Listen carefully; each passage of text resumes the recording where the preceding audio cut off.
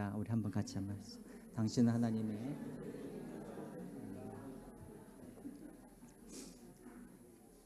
자 우리가 계속해서 우리가 십계명 말씀을 듣고 있습니다. 여러분 십계명 중에 가장 지키기 쉬운 계명이 무엇이냐라고 우리 성도님들에게 물어보면 보통 많은 분들이 제 6계명이라고 말을 해요. 살인하지 말라. 그렇죠? 우리가 살인하는 사람 없잖아요. 그렇죠? 또 우리가 십계명 중에 가장 여러분들을 만나니까 일주일 만에 만나니까 막 목이 메이는 것 같아요. 너무 반가워가지고 자주 뵀으면 좋겠어요. 주중에라도 이렇게.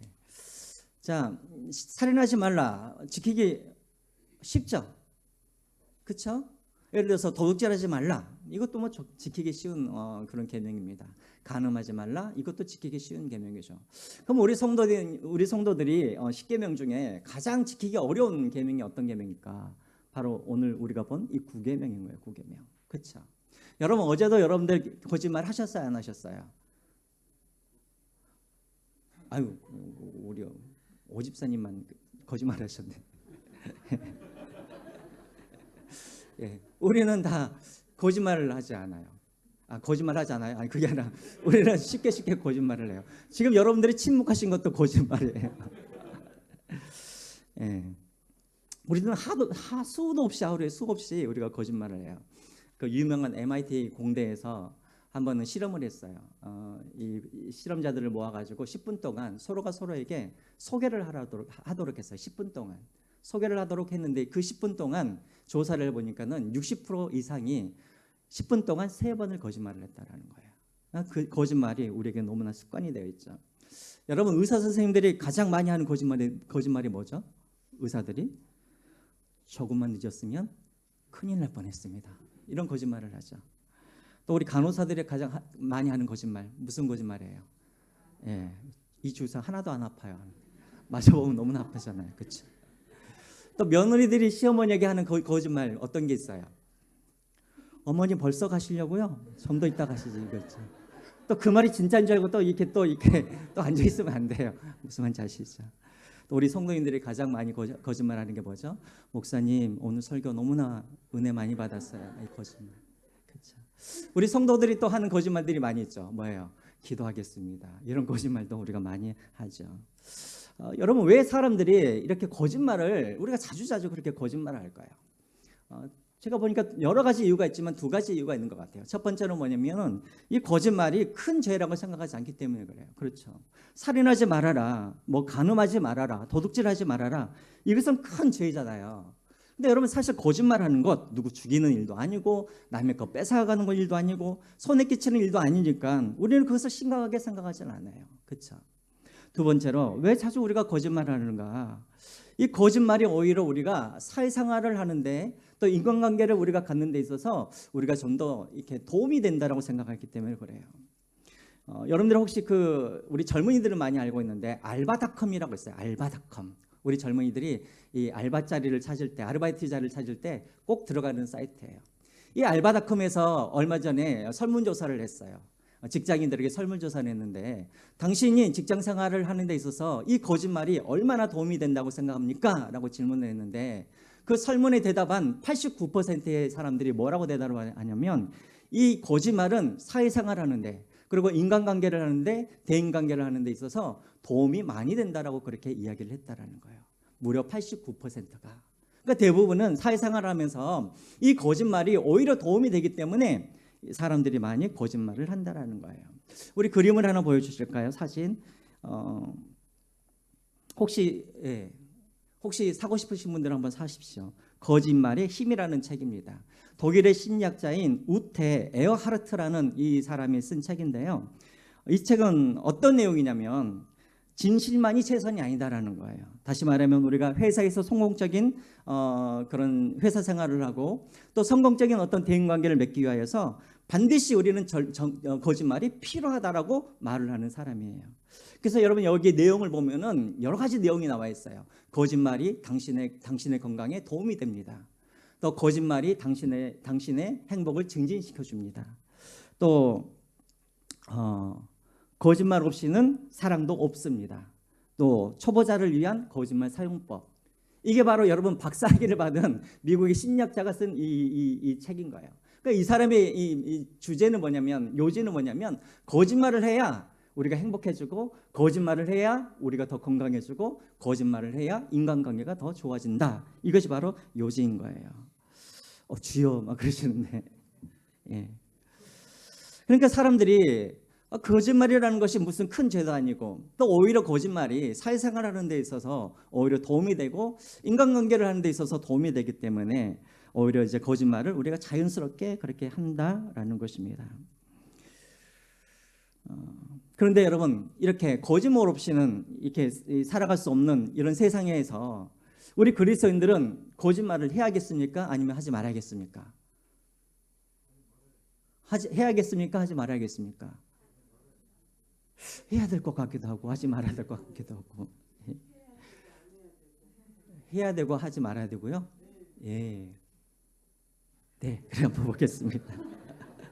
근데 제 9계명에서는 뭐라고 되어 있냐면, 9계명에서는 거짓 증언을 하지 말아라, 거짓말을 하지 말라라고 그렇게 이야기를 하고 있는 거예요.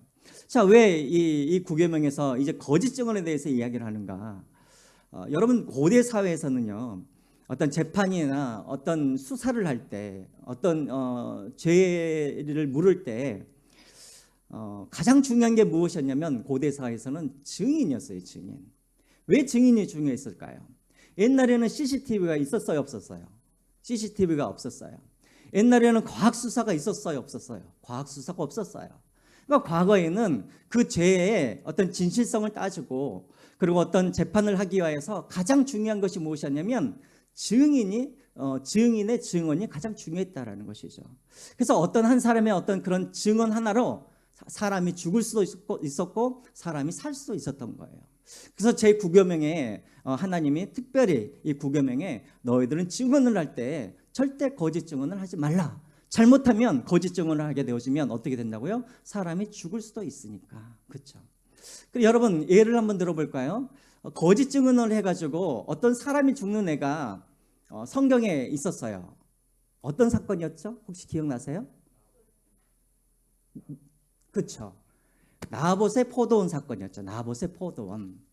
여러분, 나봇의 포도원 열왕기상 21장에 보면은 그 사건이 나오죠. 북이스라엘에 아합 왕이 있었습니다.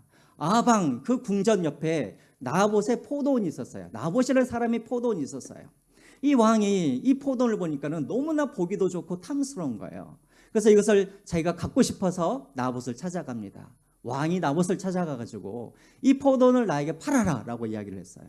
근데 나봇이 그것을 어떻게 해요? 거절을 하죠. 왜 거절을 합니까? 지난주에 제가 여러분들에게 말씀을 드렸지만, 이스라엘 백성들이 가지고 있는 이 땅은 누구의 땅이에요? 다 하나님의 땅인 거예요. 그래서 이것을 거래할 수가 없는 거예요. 특별히 이 나봇은 이 땅은 조상 대대로 받은 땅이기 때문에 이것을 왕에게 팔 수 없다라고 왕의 제안을 거절을 하게 됩니다. 자, 그래서 아합 왕이 궁전으로 돌아와 가지고 너무나 속이 상하니까 이 포도원은 갖고 싶은데 가질 수가 없으니까, 그래서 어떻게 해요? 병을 얻어서 이 침대에서 누워서 이제 있게 되어지죠. 자, 그 옆에서 그 모습을 보고 있던 누가? 이세벨. 이 아합 왕의 그런 부인이었던 이세벨이 너무나 답답한 거예요. 아니, 한 나라의 왕이 그 포도원 하나 뺏지 못해가지고 저렇게 병에 걸려서 누워있는 모습을 보고 이세벨이 너무나 답답하여서 이세벨이 어떤 사람을 이제 세우게 되어지냐면, 거짓 증인을 세우게 되어져요. 다시 말하면 이 나봇이라는 사람을 이제 고발하게 하여서 이제 이 두 증인으로 하여금 뭐라고 하냐면, 이 나봇이라는 사람이 뭐 했다라는 거예요? 왕과 하나님을 저주했습니다 하면서 거짓말을 하도록 했다라는 거예요.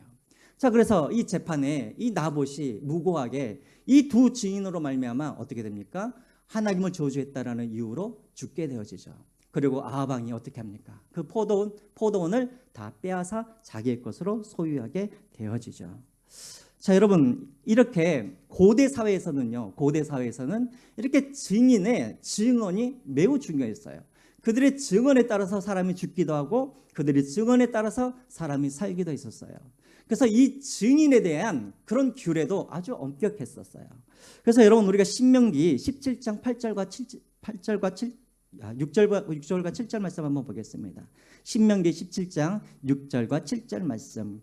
우리 같이 한번 읽어볼까요? 시작. 죽일 자를 두 사람이나 세 사람의 증언으로 죽일 것이요 한 사람의 증언으로는 죽이지 말 것이며 7절입니다.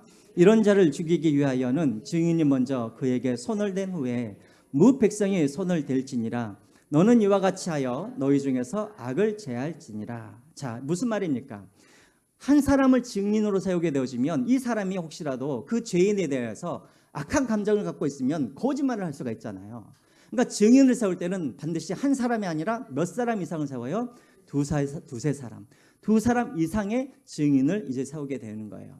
자, 그래서 이제 두 사람 이상의 증인을 세웠을 때 이 사람들이 증언으로 말미암아서 이 죄인들이 돌에 맞아 죽는 일이 생길 때 가장 먼저 돌을 들어서 그 죄인들을 치는 사람이 누가 되어야 해요? 바로 증언을 하는 증인이 가장 먼저 돌을 들어서 그 사람을 치게 해요. 왜 그럴까요? 왜 증인들이 가장 먼저 돌을 들어서 치게 했을까요? 왜요? 그렇죠. 책임감이죠. 너의 말로 인하여서, 너의 증언으로 인하여서 이제 이 사람이 죽게 되었으니 그 피해에 대해서 누가 책임을 지라는 거예요? 네가 책임을 지라는 거예요. 자, 이 말씀이 어디에 나와 있냐면 레위기 19장에 나와 있어요. 레위기 19장 18절과 19절에 나와 있는데 이 말은 어떤 말이냐면 만약에 이후에 이 사람이 죽게 된 이후에 너의 증언이 거짓으로 밝혀졌을 때는 네가 돌로 쳐서 죽인 것처럼 너도 어떻게 될 거라는 거예요? 돌에 맞아 죽게 될 거라는 거예요.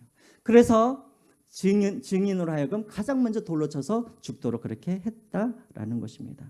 자, 어쨌든요, 이만큼 증언이라는 것은, 말 한마디라는 것은 그만큼 중요하다라는 것입니다. 무겁다라는 거예요. 그래서 하나님께서 제9계명에 거짓 증언을 하지 말라라고 그렇게 말을 하고 있습니다. 자, 그런데 여러분, 우리가 생각하기에는 아니, 거짓말하는 게 뭐 그렇게 대단한 일인가라고 우리가 생각하겠지만 하나님을 보시기에는 그게 아니에요.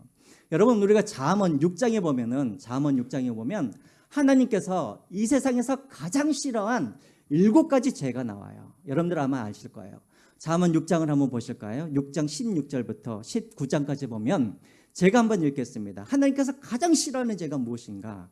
16절, 여호와께서 미워하시는 것 곧 그의 마음에 싫어하는 것이 예닐곱 가지이니 17절입니다. 곧 교만한 눈과 거짓된 혀와 무죄한 자의 피를 흘리는 손과 18절입니다. 악한 계교를 꾀하는 마음과 빨리 악으로 달려가는 발과 19절입니다.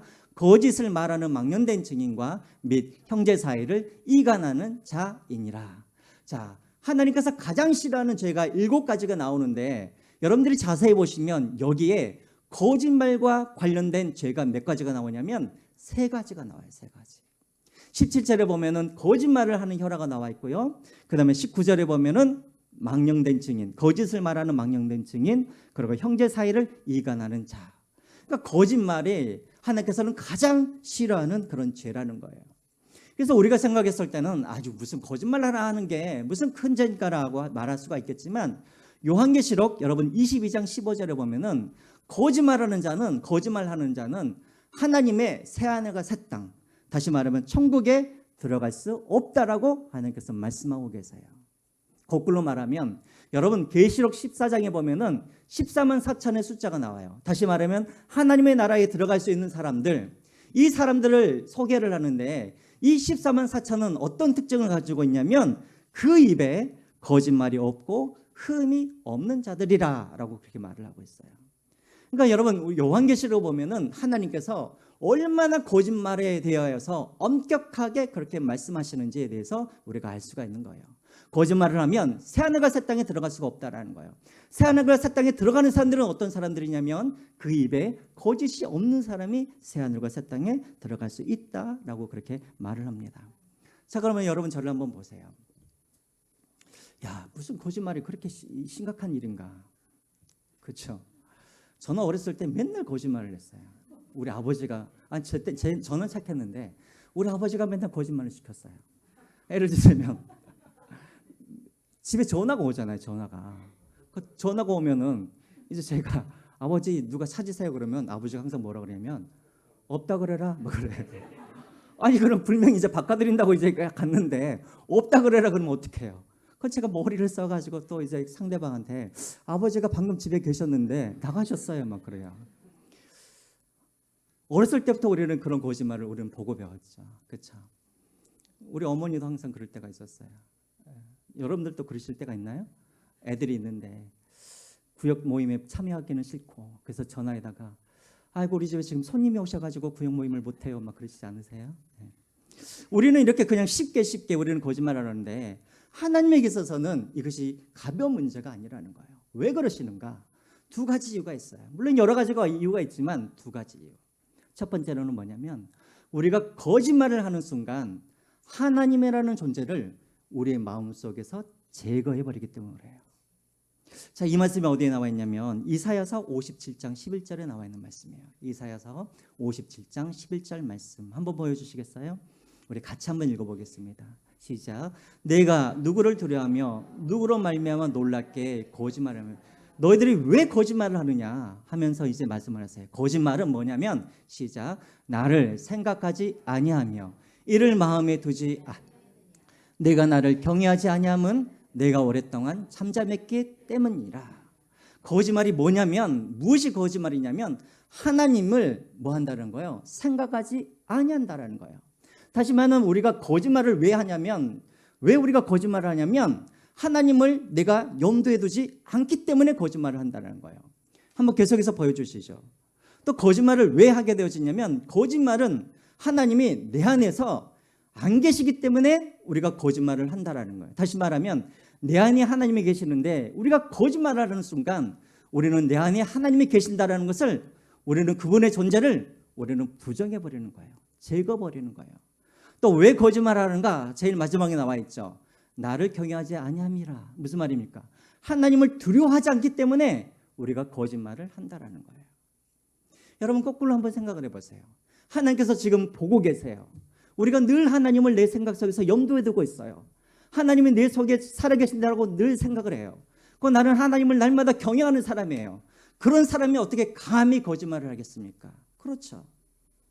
거꾸로 하나님을 늘 염두에 두지 않기 때문에 하나님께서 내 안에 계신다라는 것을 내가 부정하기 때문에 하나님을 내가 가볍게 생각하기 때문에 우리는 쉽게 우리가 거짓말을 한다라는 거예요. 첫 번째, 거짓말이 왜 하나님 앞에 죄가 되어지는가? 거짓말을 하는 순간 우리는 하나님이라는 존재를 우리의 마음속에서 제거해버리는 행동이 되기 때문에 그렇다라는 거예요. 두 번째로 왜 거짓말을 하나님께서 가장 싫어하시는가? 하나님께서 가장 소중하게 여기시는 것이 무엇이냐면 이 땅에서 여러분 하나님이 가장 소중하게 여기시는 게 뭘까요? 이 땅에서 정직한 마음, 그렇죠? 하나님께서 가장 소중하게 여기시는 게 뭐냐면 교회예요, 교회. 하나님이 가장 사랑하는 게 뭐냐면 바로 교회예요, 교회. 하나님은 하나님의 핏값으로 이 교회를 사셨어요. 그래서 하나님의 소원이 무엇이냐면 예수님의 소원이 무엇이냐면 여러분 요한복음 17장에 보면은 예수님께서 마지막 제자들 위하여서 기도를 하는데 그 기도의 내용이 무엇이냐면 교회의 하나됨이에요. 하나됨. 자, 그러면 여러분 하나님께서 가장 사랑하시는 이 교회 그리고 이 교회의 하나됨을 깨트리는 게 무엇일까요? 그것이 바로 뭐예요? 거짓말이라는 거예요. 그 내용이 어디 나와 있냐면 에베소서 4장 25절에 나와 있어요. 에베소서 4장 25절 말씀 우리 한번 볼까요? 같이 한번 읽어보겠습니다. 시작. 그런즉 거짓을 버리고 각각 이웃과 더불어 참된 것을 말하라. 이는 우리가 서로 지체가 됨이라. 여기서 우리가 지체가 된다는 말은 무슨 말이냐면 우리는 그리스도 안에서 뭐란 말이에요? 한 지체요 그리스도의 뭐예요? 몸인 거예요. 그러니까 우리는 다 따로따로 떨어져 있는 사람이 아니라 그리스도를 머리로 한 우리 모두는 그리스도 안에서 몸이라는 말이에요. 어떤 분은 그리스도의 손이고 어떤 사람은 그리스도의 팔이고 어떤 사람들은 그리스도의 신장이고 우리는 그리스도 안에서 다 하나이고 한 몸인데 이것을 깨트린 게 무엇이냐면 이것이 바로 거짓말이라는 거예요. 여러분 저를 한번 보세요. 여러분 한번 생각을 해보세요. 여러분 교회가 나누어지고 교회에 어떤 문제가 생겨지고 교회에 어떤 분열이 생겨졌을 때 살인죄로 그런 교회가 분열된 거 보셨어요? 무슨 간음죄로 교회가 막 깨어지고 그런 거 보셨어요? 무슨 도둑질로 교회가 막 깨어진 거 보셨어요? 대부분 교회가 시험 들고 교회가 분열되고 깨어진 건 뭐 때문이냐면 뭐 때문이에요? 말 때문이에요. 말 때문에. 서로가 서로에게 거짓말을 하고 서로가 서로에게 험담하고 서로가 서로에게 부끄러운 말을 하고 이 말 때문에 교회가 대부분 나눠지고 깨어지지 다른 죄 때문에 그런 것이 아니라는 거예요. 그래서 여러분 한번 생각을 해보세요. 사도행전 4장까지 보면은 초대교회는 어떤 교회였냐면 날마다 흥황하였어요. 그러니까 사람들이 물건을 서로 통용하고 모이면 기도하고 흩어지면 전도를 하고 또 자신들의 물건을 팔아서 사람들에게 나눠주고 교회가 초대교회가 완전히 부흥하고 있었어요. 4장까지. 근데 갑자기 사도행전 6장에 보면 어떤 일이 벌어지냐면 교회가 깨어져요. 분열되어져요. 교회가 흩어져요. 교회가 막 핍박을 당해요. 어려움을 당해요.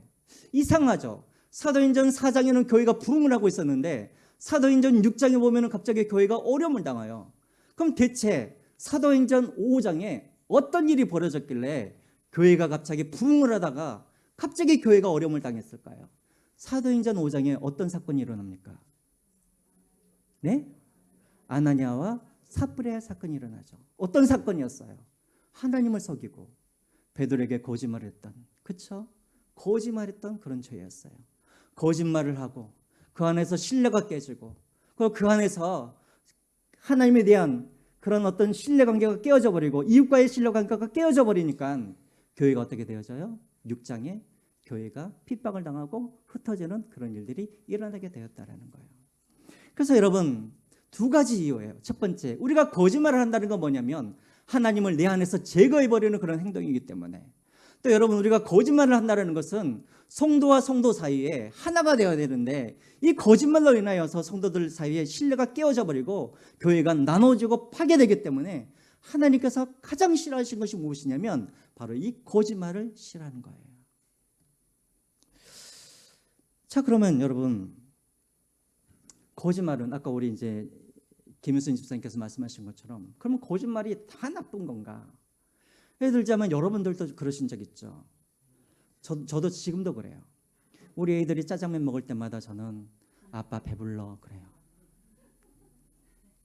무슨 목사님 뭐 옛날 이야기 하십니까? 그렇죠. 여러분 그럴 때 있죠. 맛있는 거 있고 좋은 게 있으면 우리 엄마 아빠들이 뭐라 그래요? 나 밖에서 많이 먹고 왔다. 니네들이나 많이 먹어라 그러죠. 여러분 이 거짓말 이게 거짓말이에요 아니에요? 거짓말인 것 같기도 하고 이게 사실이에요 아니에요? 네? 선의의 거짓말, 선의의 거짓말. 예, 그렇죠. 어쨌든 이것도 거짓말이긴 거짓말이에요. 그럼 이런 것들도 하지 말아야 될까요? 그래서 제가 이제 신대원에 있었을 때 저희 이제 수업 시간에 기독교 윤리학이라는 걸 배워요. 기독교 윤리학.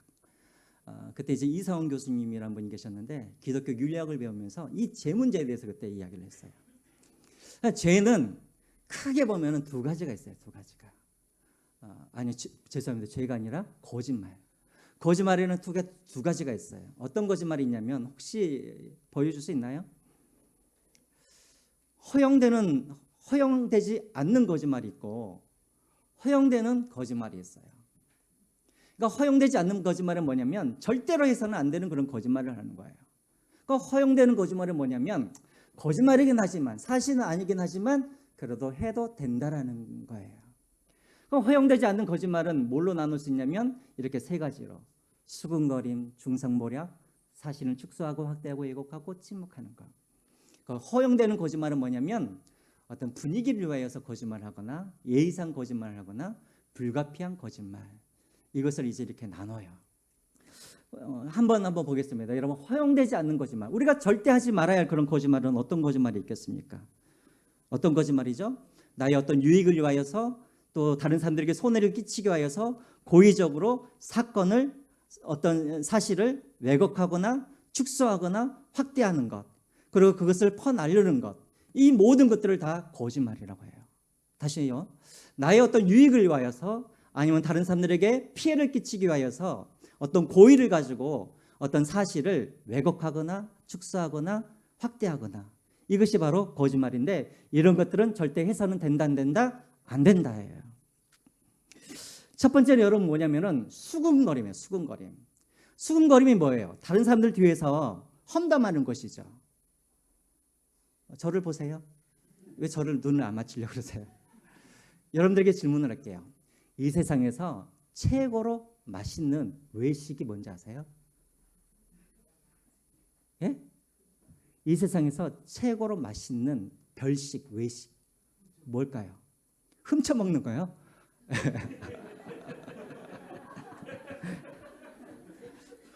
우리 장로님이 그 얘기를 했으니까 깜짝 놀랐어요. 잠언 18장 8절 한번 보세요. 잠언 18장 8절. 한번 보여주십시오. 잠언 18장 8절. 같이 한번 읽어볼까요? 시작. 남의 말을 하기를 좋아하는 자의 말은 별식과 같아서 별석 깊은 데로 내려가니라. 뭐가 가장 맛있는 외식이에요? 남의 말을 하는 거예요. 그렇죠? 여러분, 우리는 항상 대화를 하다 보면은 꼭 이제 대화의 이 마지막 부분은 항상 어떤 이야기로 빠지냐면 자꾸만 남의 이야기를 하는 그런 경우가 있어요. 그렇죠? 그러니까 남의 이야기를 하는 것이 가장 우리가 행복을 느낀다고 그래요. 근데 여러분 한번 생각을 해보세요. 남의 이야기를 할 때, 남의 비방을 할 때, 그때 여러분 보통 우리가 사실만 가지고 남의 이야기를 합니까? 사실만 가지고 남의 이야기를 하면 그 남의 이야기는 재미가 없어요. 어떻게 해야 돼요? 사건을 부풀리거나 아니면 축소하거나 아니면 왜곡을 해서 대부분 남의 이야기를 해요. 그래야지 맛있잖아요. 그렇죠? 그러니까 왜 이 수근거림이 왜 거짓말인가? 수근거림의 대부분은 다 거짓에서 시작되기 때문에 그렇다라는 거예요. 그리고 이것을 퍼나르는 그런 중상모략, 이것이 다 거짓말에 속하는 거예요. 이것을 절대 하지 말라는 거예요. 두 번째는 뭐냐면 축소하거나 확대하는 것, 부분적으로 말하는 것, 이것도 거짓말이라는 거예요. 사실이 있는데 사실 그대로를 말하지 않냐고 부분적으로 말하는 것도 거짓말이 되는 거예요. 자, 예를 들자면 여러분, 우리가 창세기에 보면은 이 아브라함이 가나안 땅에 이제 가뭄이 들어서 어디로 내려갑니까? 애굽으로 내려가죠.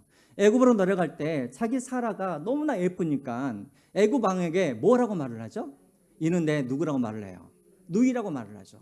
자, 여러분, 이는 내 누이다. 이게 맞는 말이에요? 틀린 말이에요? 거짓말이에요? 사실이에요?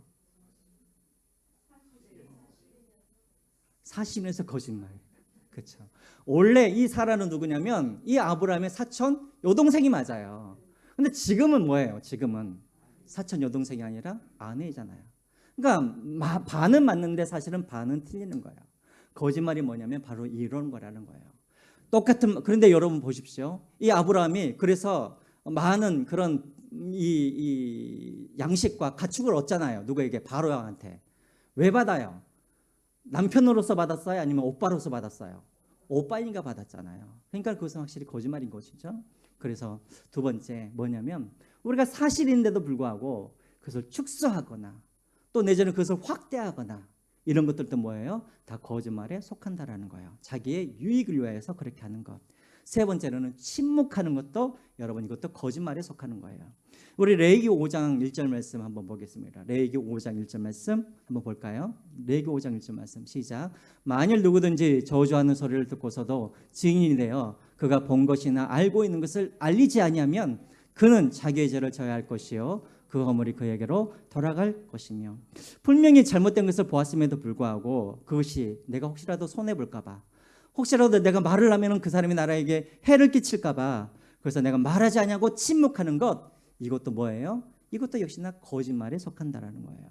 그래서 예수님께서 마태복음 5장 37절에 분명하게 이렇게 말씀하시죠.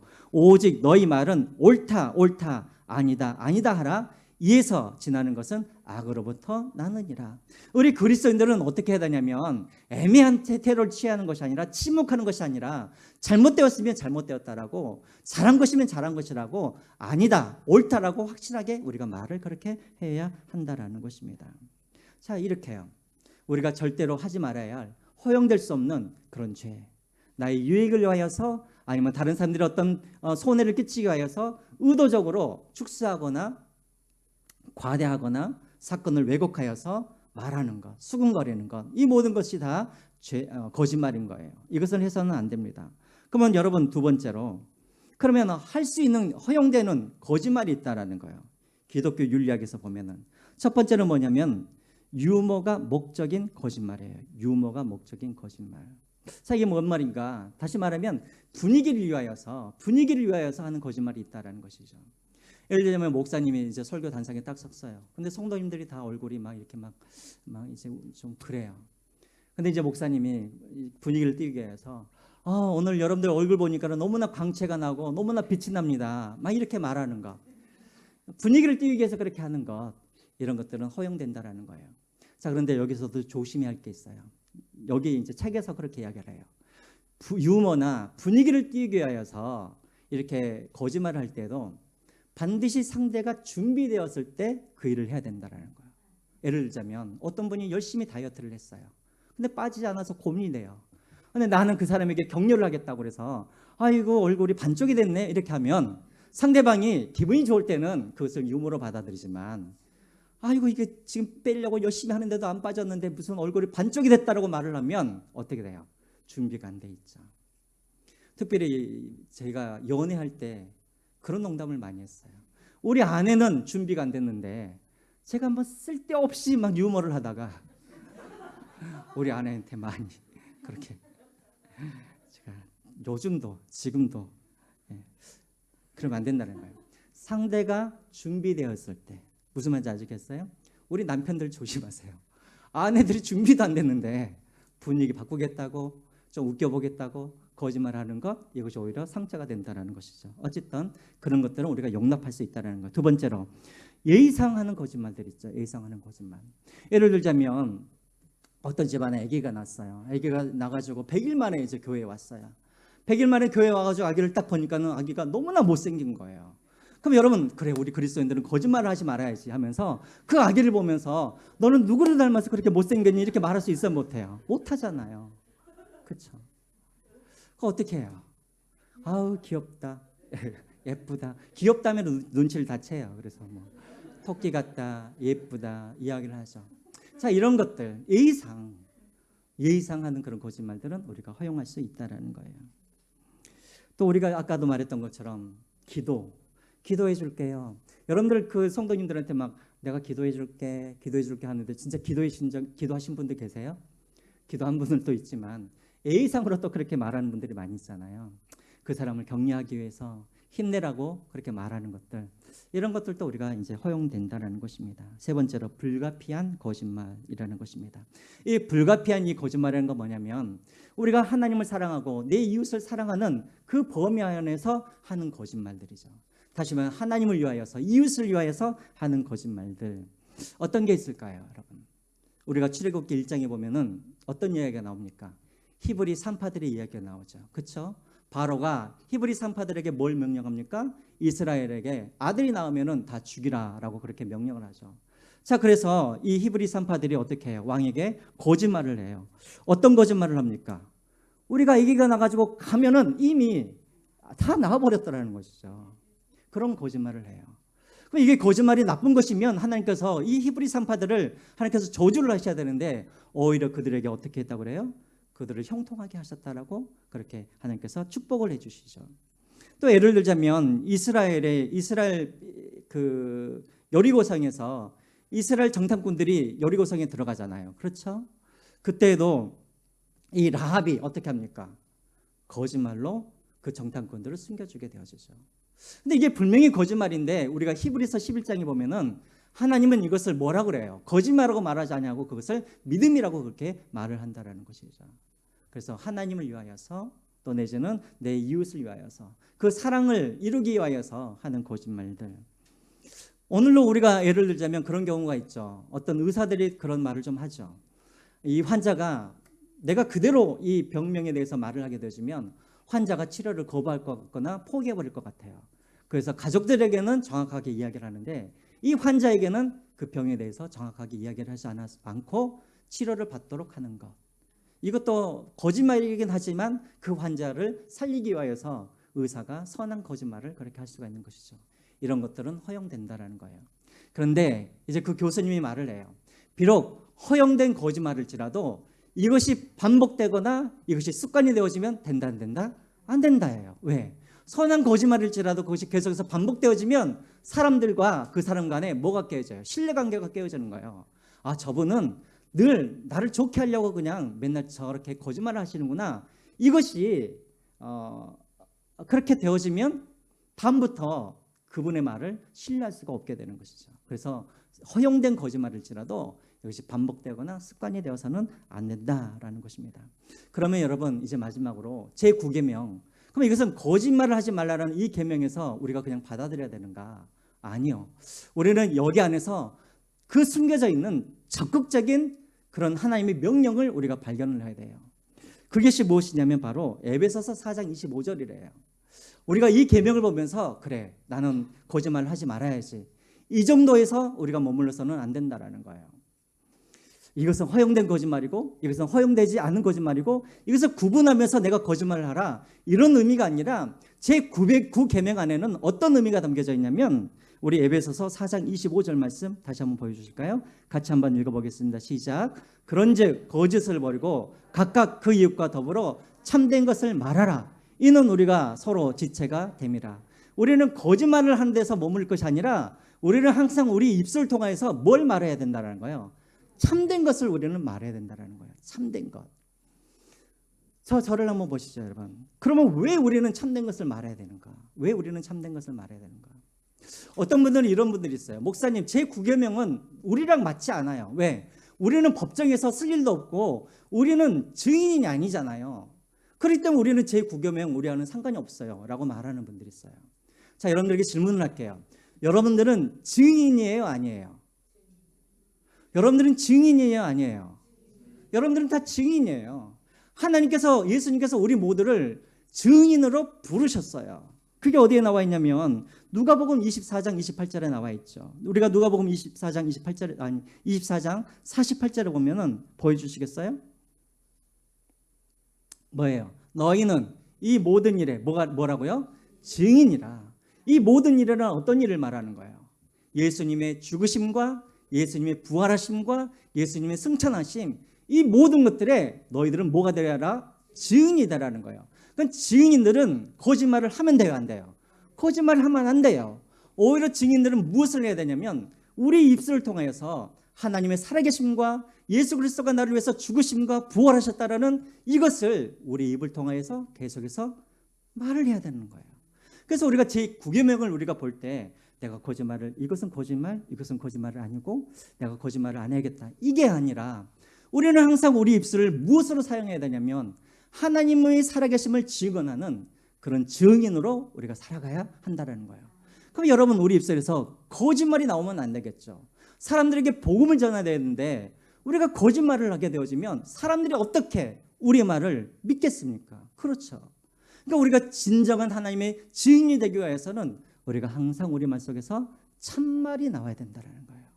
농담이라도, 또 우리가 분위기 때문이라도 우리가 거짓말할 것이 아니라 늘 우리 안에서 참말이 나와서, 그래서 늘 우리 복음이 그렇게 의심받지 않도록 그렇게 해야 한다는 것입니다. 제가 마지막으로 한 사람만 소개하고 여러분 말씀을 맺겠습니다. 사진을 한번 보여주시죠. 사진 한번. 여러분 누군지 아시겠어요? 아나운서 백지연 씨죠. 백지연 씨. 이분도 아주 독실한 크리스찬이에요. 백지연 씨도. 몇 년 전의 사건입니다. 한번 뉴스에서 크게, 한번 신문에서 크게, 인터넷에서 화제가 되었던 사건인데, 백지연 씨가 보험 광고 회사랑 계약을 맺었어요. 이제 보험 광고를 찍기 위해서 이제 현장에 갔더니 이제 그때 이제 대본을 이제 주는 거예요. 대본을 딱 봤더니 그 대본에 뭐라고 써져 있냐면 저는 이미 이 보험에 가입하여서 이 보험을 사용하고 있습니다라고 그렇게 대본에 써 있었다는 거예요. 근데 백지연 씨가 그렇게 광고를 찍으려다 보니까 거짓말이잖아요. 자기는 이 보험을 가입해 본 적도 없고 쓴 적도 없는데 멘트를 그렇게 하라고 그러니까. 그래서 이제 촬영 관계자들을 불러가지고 나는 보험을 가입해 본 적도 없고 써본 적도 없는데 나는 이 말을 할 수가 없습니다. 나는 시사 프로그램 사회자인데, 앵커인데 내가 어떻게 거짓말을 할 수 있습니까? 그래서 이것을 바꿔달라고 이야기를 했어요. 그랬더니 이제 촬영 관계자, 회사 관계자가 와가지고 그러면 그렇게 하지 말고 광고를 일단 찍고, 그냥 광고 찍은 다음에 당신이 그냥 가입해가지고 그래서 보험을 들면 되지 않습니까? 그렇게 이야기를 했대요. 근데 백정 씨가 그것도 거짓말이라는 거예요. 나는 절대 그렇게 할 수 없다. 이때 이 광고료가 수억 대였대요. 수억. 나는 그렇게 할 수 없다고 말을 했대요. 그때 회사 관계자가 그러면 우리도 당신과 우리도 계약할 수 없습니다 해가지고 서로 계약을 안 했다라는 거예요. 이걸로 인해서 백지영 씨가 수억을 포기하고 그냥 했다라는 거예요. 왜? 자기는 크리스찬이니까 하나님이 내 안에 계시고 하나님이 나를 보고 계시는데, 그리고 내가 하나님의 그런 향기고 편지인데 내가 어떻게 거짓말을 할 수 있겠느냐라는 거예요. 여러분, 그래요. 우리가 거짓말을 왜 하기 어렵냐면, 왜 우리가 참말을 하기가 어렵냐면, 이 세상에서 참말을 하고 살아가게 되어지면 반드시 손해가 오기 때문에 그래요. 손해가 오기 때문에. 그렇죠. 장사를 하시는데 사람들과 인간관계를 하는데 내가 거짓말을 하게 되어지면 인간관계가 더 잘 되어지고 사회생활에 성공할 수가 있어요. 반대로 참말을 하게 되어지면 손해가 와요. 손해가. 그러니까 여러분, 우리가 증인으로 산다라는 게 어려운 말이에요. 한번 그거 보여주시겠어요? 증인이라는 이 말 속에 어떤 의미가 담겨져 있냐면, 이 헬라어로 이 증인이라는 말은 마르투스라는 단어를 사용해요. 마르투스. 이 마르투스라는 이 단어에 영어 단어가 나와요. 마터이라는 단어가 나와요. 마터. 이게 뭐냐는 말, 이 마터이라는 이 단어가 어떤 단어냐면 증인이라는 의미도 있지만 순교자라는 의미도 가지고 있는 거예요. 다시 말하면 우리가 이 땅에서 증인으로 살아가게 되어지면 우리는 곧 무엇이 되는 거냐면 순교자가 될 각오로 증인으로 살아가야 된다는 거예요. 우리가 사실대로 말을 하고 거짓 없이 말하는 건 어려운 일이에요. 왜? 손해가 오고 때로는 내가 순교도 당할 수 있기 때문에. 그럼에도 불구하고 우리는 어떻게 살아가야 되느냐? 그냥 거짓증은 하지 않는 데서 우리가 만족할 것이 아니라 우리는 참말을 말하면서 우리는 예수 그리스도의 증인으로 우리가 살아가야 한다는 것입니다. 여러분, 한 분 한 분은 어떤 사람들이냐? 아까 우리가 인사를 나눴던 것처럼 우리는 다 하나님의 뭐예요? 전도지예요. 전도지. 세상 사람들은 말씀을 통해서가 아니라 다른 어떤 것을 통해서가 아니라 여러분 한 사람 한 사람이 전도지가 되어서 여러분들을 통하여서 세상 사람들이 하나님을 보게 되어 있는 거예요. 근데 여러분, 전도지가 구겨지면 읽을 수가 없잖아요. 마찬가지로 여러분들이 거짓말을 해가지고 여러분들의 삶이 구겨지게 되어지면 절대 사람들이 여러분들을 통해서 하나님을 볼 수가 없게 되는 거예요. 그러므로 여러분, 거짓말이 여러분들을 구겨지지 않도록 그렇게 하십시오. 참말을 여러분들이 말씀하십시오. 예수 그리스도를 증거하십시오. 그래서 여러분들의 입술을 통하여서 하나님의 살아계심과 예수 그리스도의 그런 죽으심과 부활을 증거할 수 있는 예수님의 전도지가 되시는 여러분들이 되시기를 주님의 이름으로 부탁드립니다. 우리